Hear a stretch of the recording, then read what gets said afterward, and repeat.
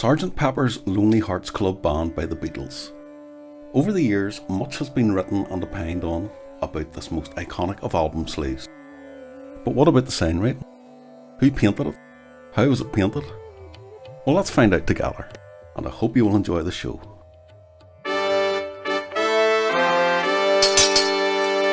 Greetings, brushketeers, and welcome to another traditional signwriting lesson with JohnBoy.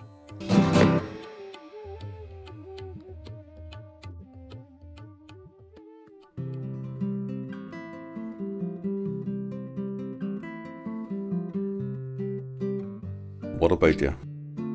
JohnBoy from Titanic Town Science School at your service. And this is my old vinyl copy of Sgt. Pepper from 1987.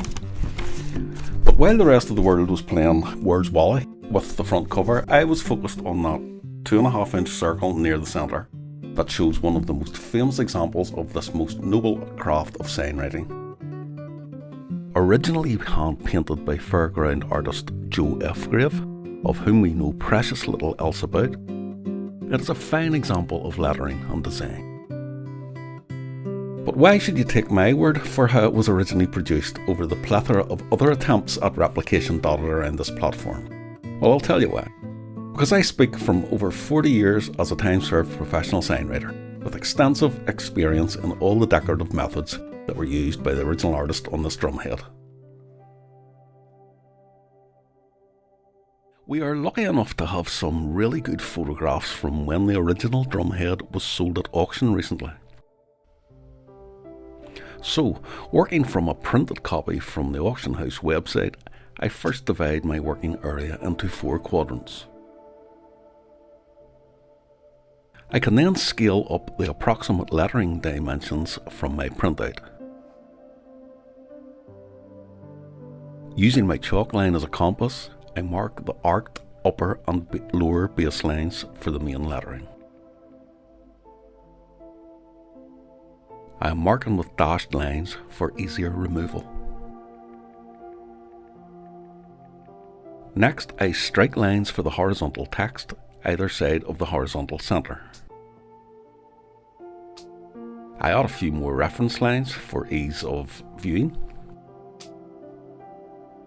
and start lightly sketching out the general position of each text block.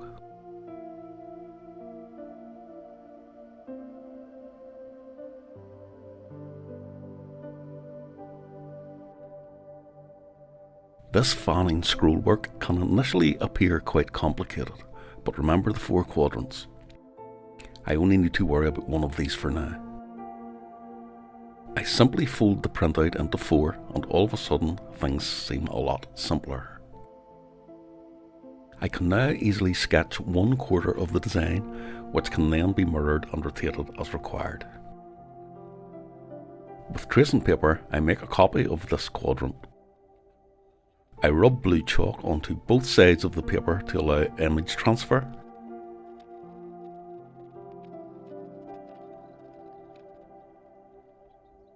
And simply draw over the lines again after correct placement.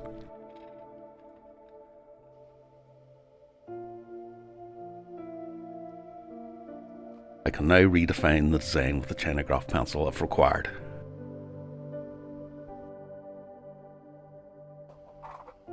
I choose a well worked in number 4 lettering pencil in pure red sable and a dipper of imitation gold enamel. With a fully loaded brush, worked to a fine chisel edge, I begin lettering. This will be a thick and thin sans serif uppercase letter throughout.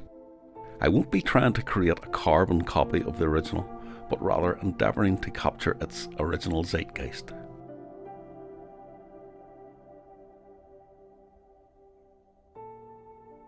The basic construction of this lettering style is just over 2 brush widths for the heavy stroke or downstrokes, and 1 width for the light or cross strokes, with the curved strokes blending smoothly between the 2.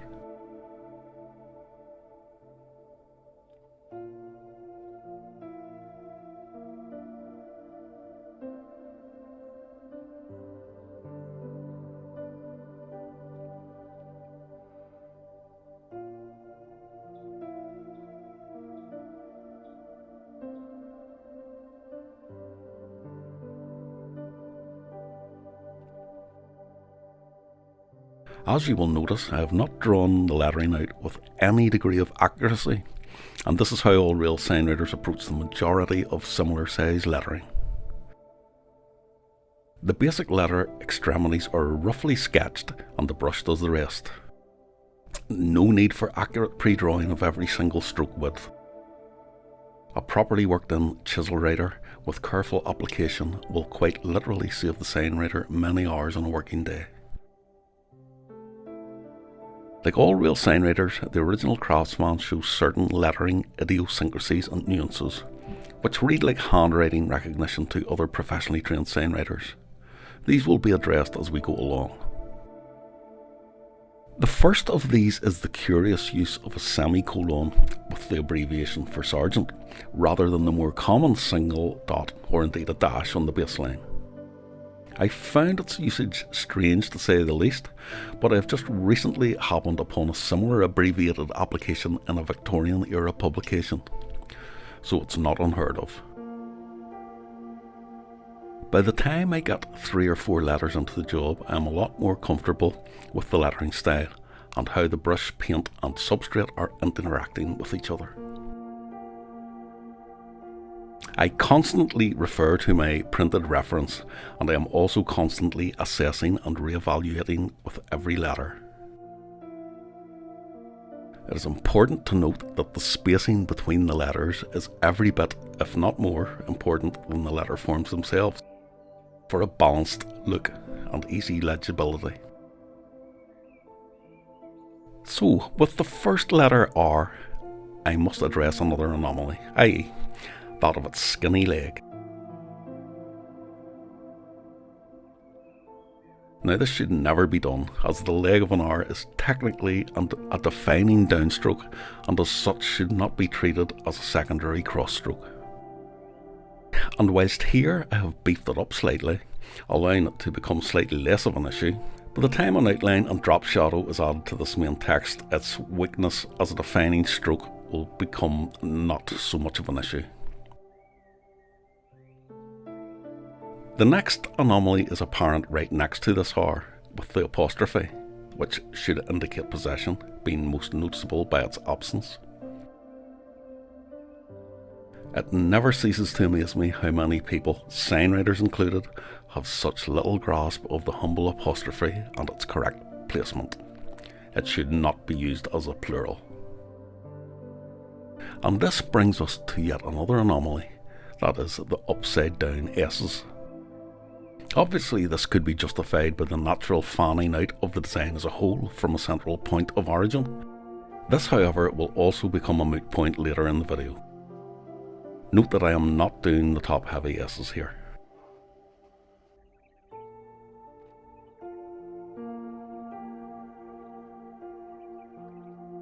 With this speeded up section, we quickly find ourselves facing quite a major peculiarity in the spacing of the word club.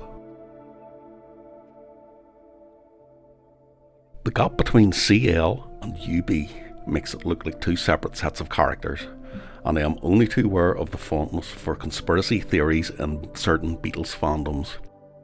But short of this chasm being some sort of psychedelic clairvoyant precursor to the early departure of John and George, this can only be described as bad spacing, which I again will not be replicating quite as badly here.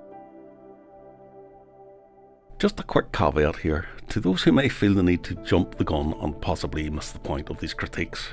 I am offering a constructive criticism here based on the most recognised and proven of lettering fundamentals.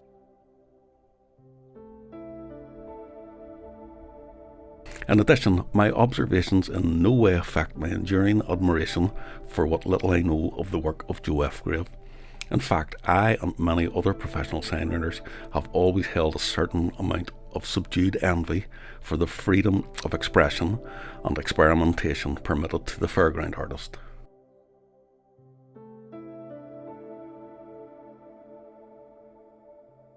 For this demonstration, I will be substituting the real gold leaf that was most likely used to gild the original lettering for the more cost-effective Dutch gold or slag metal. Once the enamel paint has reached its optimum tackiness, I can start laying on the leaf. I tamp it down firmly with a gilder's mop of badger hair and leave it to dry overnight. This also allows me to continue with the secondary text without fear of it drying too quickly.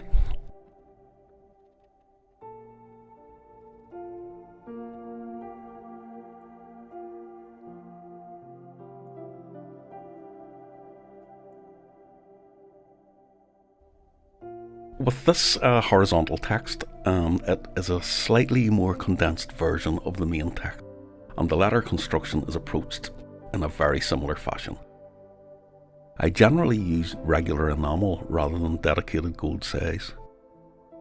Enamel is a lot more hard wearing than oil size, but it dries much quicker, meaning that I have to work much quicker, and I have a much shorter gilding window in which to lay the leaf. This in turn means that I cannot get too far ahead of myself with the sizing, which suits me just fine.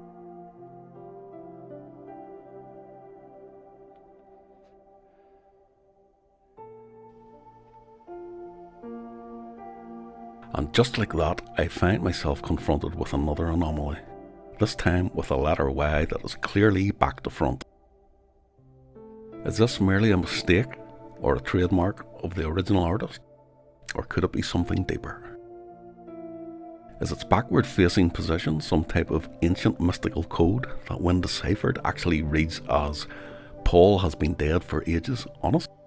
Possibly. Or are the upper arms of this Y leaning at the exact same angle as a dying Yeti? Again, it would be unwise to rule it out. So please, I implore you, both brusketeers and Beatlemaniacs alike, please don your tinfoil mop tops and let me know in the comments below what you think is the most likely explanation for these typographical peculiarities. But why? It's just a letter Y. Oh no, enough with the conspiracy theory. Next you will have us questioning this R and whether or not its leg could have somehow been through the mill and through some unfortunate twist of fate could maybe have been reduced in size.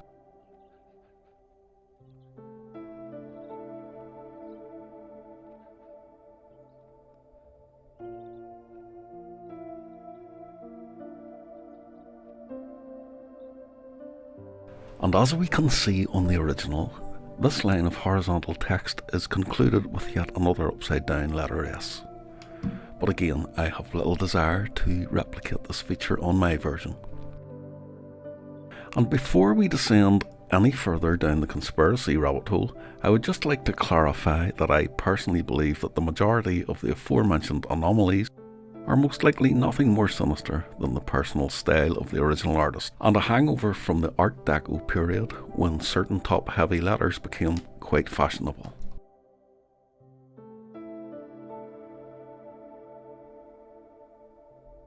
With all the lettering having been written, I now move on to the fanning scrollwork, which can only be described as pure fairground, but in the context of the whole album concept will take on a certain air of late 60s psychedelia.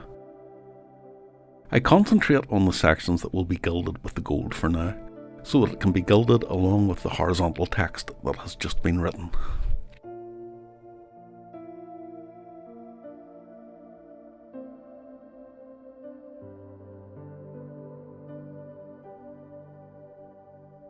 As I'm sure many of you have noticed, this is not a real drum skin that I am using here. I wanted to make this as near to the actual size of the original as possible, and with the larger skins becoming quite expensive, I decided to use a disc of cheap foam board, which I simply painted in a cream colour from a rattle can and edged it with red beading.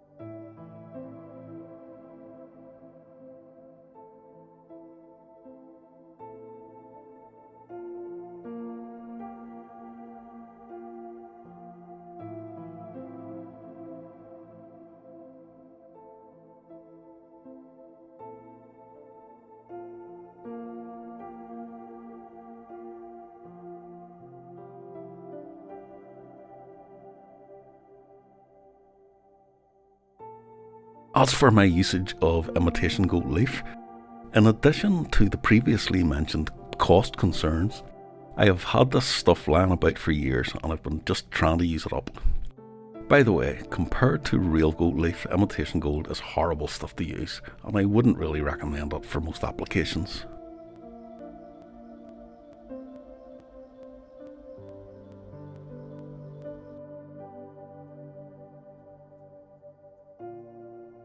So after gilding all of the sized parts, it is allowed to dry overnight, when the excess leaf can be carefully removed with a badger-haired gilder's mop.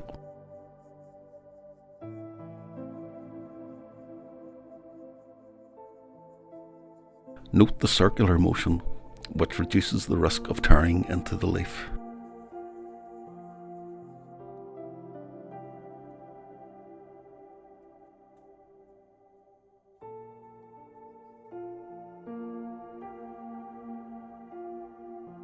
The remaining areas which are to be gilded, this time with a white metal, are now applied using the same enamel as was used for the yellow metal.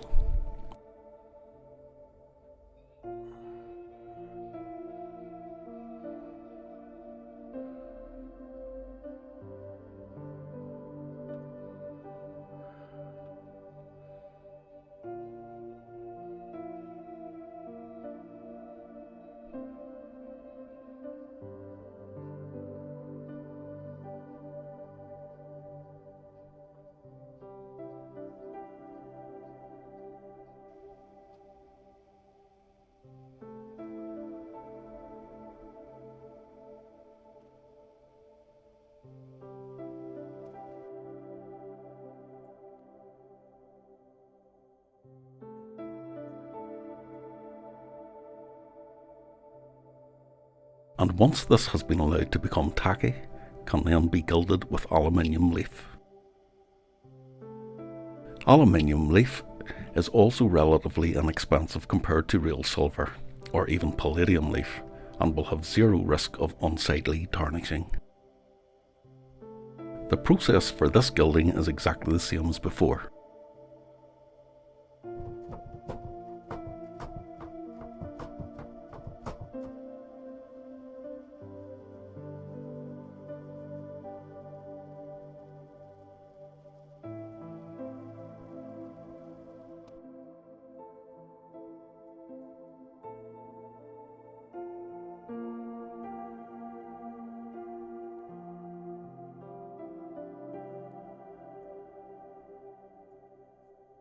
After leaving the project overnight to fully dry, I now need to varnish all of the gilding.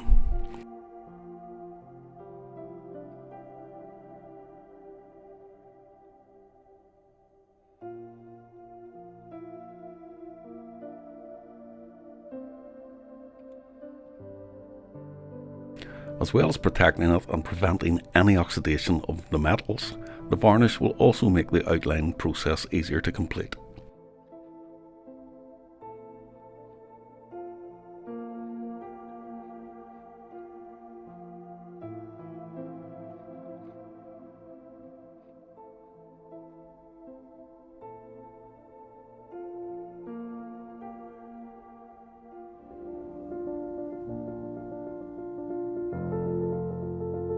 So please join me next time to see how I add the outlining and shading, along with the various other colours.